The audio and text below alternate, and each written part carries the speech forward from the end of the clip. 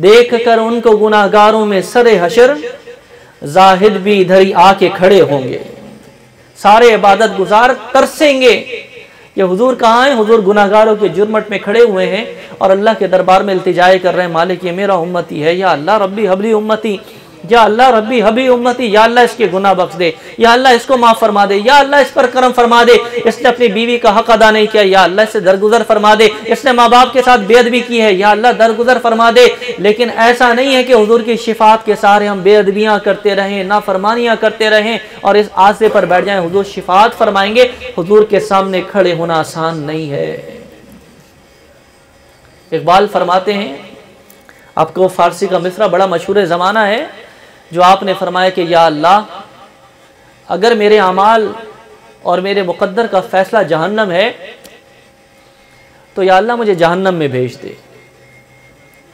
मुझे तकलीफ होगी ना, मेरा जिस्म जलेगा, मुझे तकलीफ होगी अल्लाह, मैं जहन्नम चला जाऊंगा,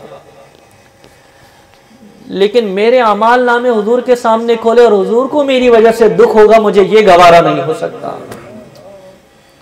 क़यामत का दिन हुजूर के सामने मेरे अमाल नामे खुले और हुजूर को तकलीफ पहुंचे कि मेरा नाम लेने वाला, मुझसे मोहब्बत करने वाला, मेरा कलमा पढ़ने वाला, उसने ये किया है। हुजूर को क़यामत के दिन पहले ही उम्मत का गम लगा होगा।